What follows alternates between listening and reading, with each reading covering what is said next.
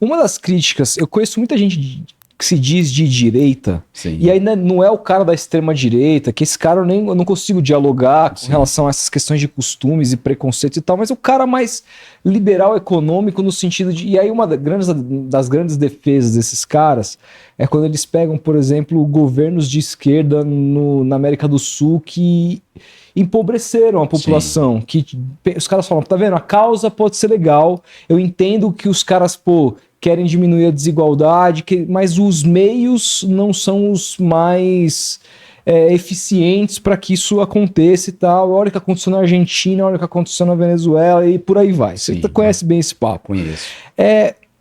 Como a gente pode fazer com que um governo mais à esquerda, que a gente não... Qual foi o governo mais à esquerda brasileiro que a gente teve? Foram os dois primeiros do Lula? Foram, né? Não tem outro. É isso, talvez o primeiro da Dilma. A democracia é muito jovem brasileira. E os governos de Lula são governos sociais-democratas. Exato. Porque Lula se inspira no modelo europeu. Sim. Que é o melhor modelo para mim.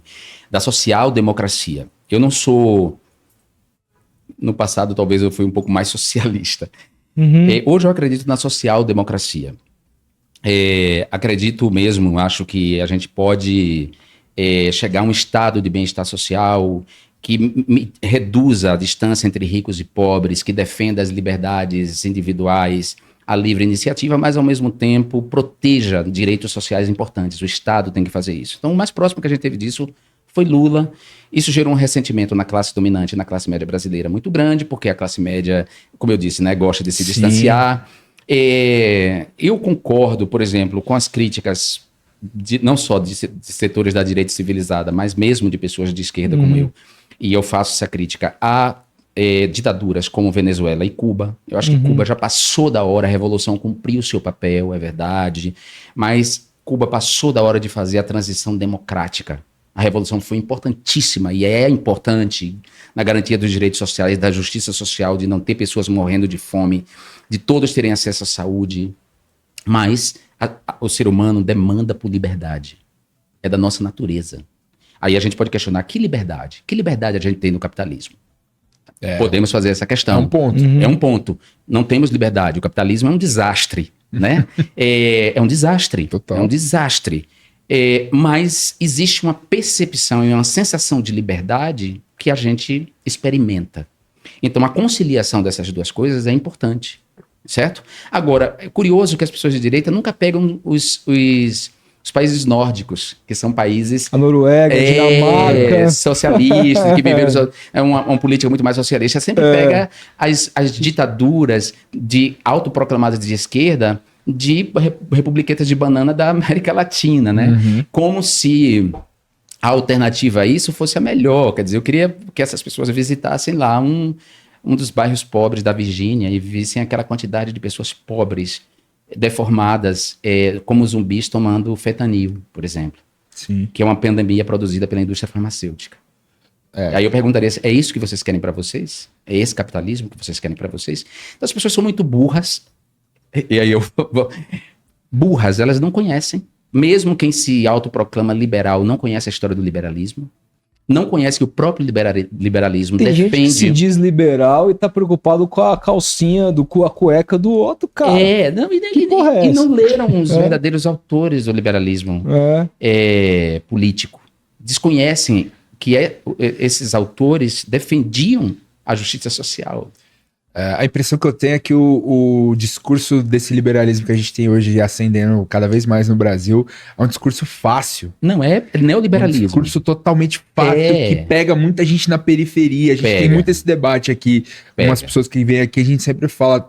Você entra num Uber, o cara não quer saber de direitos trabalhistas, de nada. O cara quer o livre mercado mesmo. Ele quer louco, né? Porque... ter na mão dele seu próprio patrão. Hoje eu entrei num Uber, fui na minha terapeuta, minha psicanalista... E aí peguei um Uber, um senhor, 67 anos, aposentado. A gente conversando, ele abriu a renda dele e falou, cara, eu tenho uma aposentadoria de R$3.500. A minha esposa tem uma aposentadoria de 1.400. E assim, se eu não trabalhar, Eu não tenho alternativa, eu não consigo me manter. A gente recebe ali, você faz as contas, assim, tipo, essa grana, nossos filhos já estão criados, tudo bonitinho, casados, não moram mais, não dependem mais da gente, mas pra gente, com as coisas, você vai no mercado, hoje em dia você não consegue gastar menos de X, é uma coisa muito... Sim. Então, assim, eu tô, mesmo aposentado, mesmo tendo esse direito, mesmo ele trabalhou 30 anos na GM, uma empresa... Pô, uma multinacional, uma empresa grande e tal, e o cara se vê tendo que, na velhice dele, falou, cara, só que assim, eu começo às 6 e vou só até às 4, porque eu não posso ficar doente. Pois é. Se eu ficar doente, é menos renda que entra em casa, então eu tenho que trabalhar, tenho que botar às vezes o pé no freio, precisando fazer mais e me estressando todo dia. Olha esse trânsito aqui, tudo parado. Porra, cara... Tem que viver isso aqui todo dia nessa minha idade. Caralho, porque como é que uma pessoa... Porra, cara, olha isso que virou, bicho. Como é que uma pessoa dessa pode defender Estado mínimo? Como uma pessoa dessa pode defender o neoliberalismo? Ou seja, o que a gente quer é que a riqueza que é nossa, seja bem distribuída, né? Seja distribuída de maneira justa e que toda pessoa tenha dignidade humana. Um dos itens que eu defendo, um dos temas que eu defendo, que para mim é do século XXI, é a renda básica universal. Existem recursos no mundo... Que é o plano do Eduardo Suplicy. Eduardo Suplicy, ele é o porta-voz. Essa agenda é uma agenda internacional. Sim. E tem ganhado cada vez mais força. Eu sou muito defensor disso, cara. Claro, as pessoas têm que ter uma renda básica universal que dê uma dignidade para elas, para a partir dali elas terem a autonomia de mover a economia e os trabalhos manuais e tudo que elas quiserem a partir desse básico mínimo. A riqueza para isso no mundo, só que 80% da riqueza do mundo está concentrado na mão de 1% da população do planeta. E está concentrado pela via da corrupção, da apropriação indébita, do colonialismo, da escravidão. E essas pessoas estão concentrando a riqueza, são as donas do recurso que são nossos. Então a gente tem que lutar contra isso, a gente tem que esclarecer as pessoas não têm ideia disso. E por isso eu digo que essa nova ordem ela vai se impor de um jeito ou de outro, porque não tem exército privado, não tem muro que contenha a barbárie quando estourar. Sim. Não tem. Sim. Aí a gente vai viver a noite do terror como foi na Revolução Francesa, né? E oxalá a gente consiga mandar alguns para a guilhotina.